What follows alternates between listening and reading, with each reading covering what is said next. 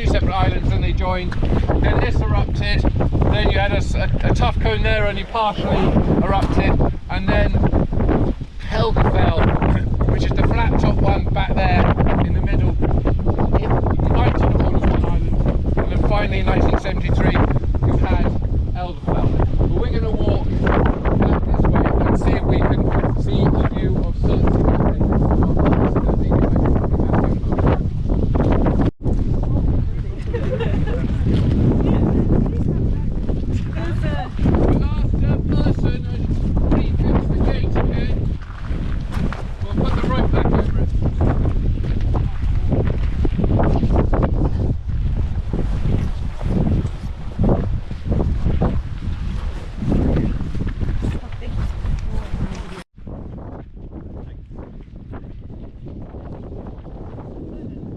Looking for Surtsey.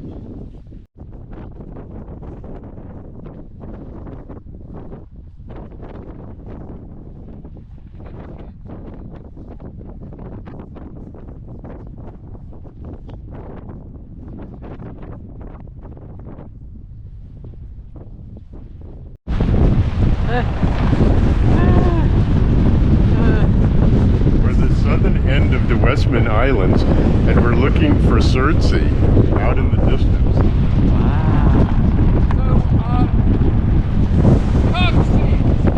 It's a bit further out in the cloud, I'm afraid. About twice the distance of the east further out is Surtsey. It's bigger than all the rest of it. But on a clear day, not a cloudy day, you can see it, which is why I brought you here. So, as you're videoing me, we're looking out into the cloud, and just hidden in the cloud, unfortunately you can't see, is the island of Surtsey, a UNESCO World Heritage Site that emerged from the waves as a brand new island, a subsea eruption that broke the surface from in the late 1960s. But in the foreground though you can see other islands, and these islands all formed in the same way as Surtsey. They are all their own volcanoes, but these are very much older, and the sea has been eroding their cliffs and making these straight, their edges are making these cliffs. But Surtsey is just hidden by the cloud, just a little bit further out. On a clear day you do have a nice view of it from here. So beyond these two islands is Surtsey.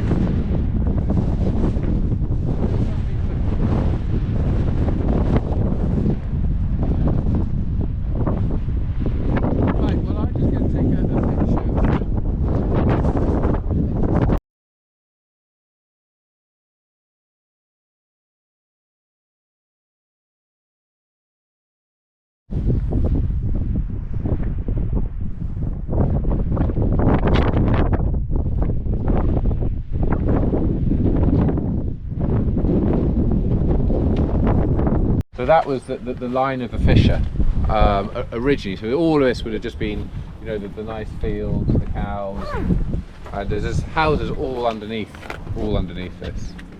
So, Pompeii. yeah, Pompeii of the north. Pompeii with grass. Out the road.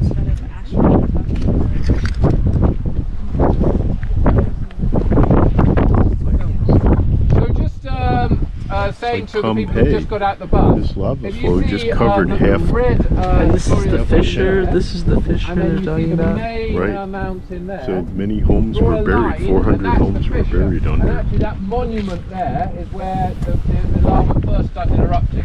So it just would have been a crack, and it was all coming out of the curtain, you know, a fountain of fire in a curtain. And then after a while the eruption settled down to just building up one cone, and that's exactly what the ongoing eruption near Reykjavik has been doing as well. And then it built up that mountain, but everything underneath our feet is the town that was being destroyed. The 200 and how many houses?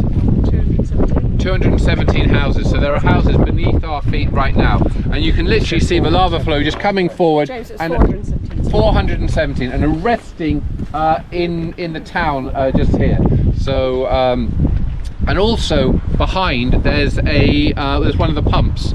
And did you see in the museum they had the pumps and showing how they were spraying the lava to stop it advancing across the harbour? Because if it had gone right across the harbour entrance, it would have closed the entrance and there would be no fishing harbour here. So this is a really good overview of the eruption.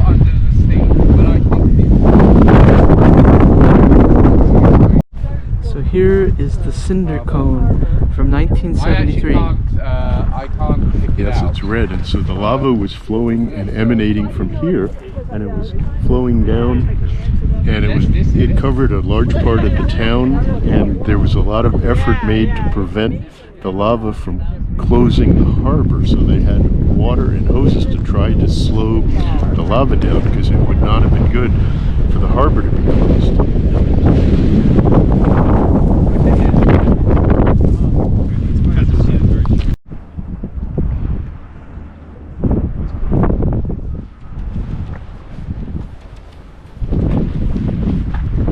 Let's get a picture.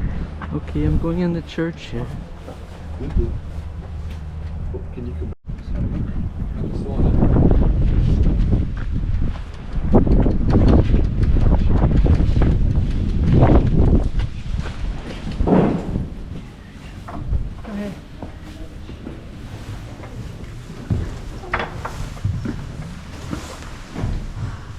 And you can go around and between the skins as well. Do that for the skins. You have to wonder what's in there.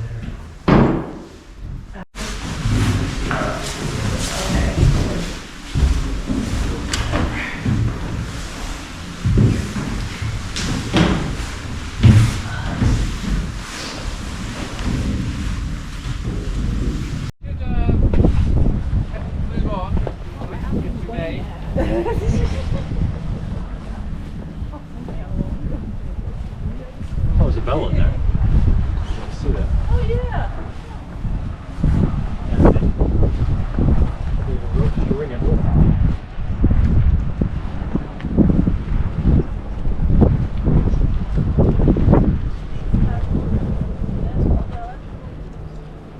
So the church was Man-made, you know. It's like a little too neat, you know. These guys harvest the puppet eggs.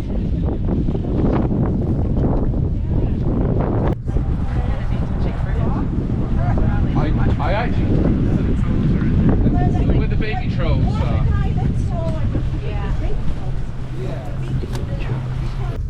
So we're looking at an outcrop of palagonite, which is a tephra that has been diagenetically altered by either being deposited in seawater so that the water chemically breaks down and makes a solid rock out of it, or it's underneath a glacier, and both happen. And we're having a discussion here about which one is applicable.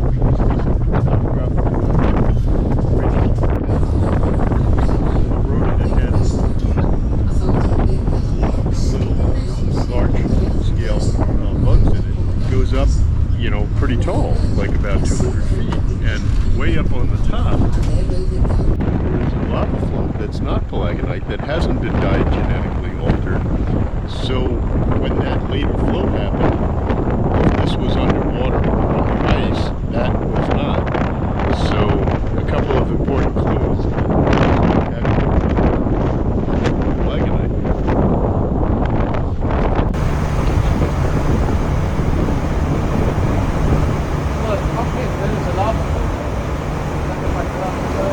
It doesn't look like palagonite at the top. Yeah, so I think this is palagonite, and then that looks like the grey lava flow at the top. So that may help us figure out the mystery.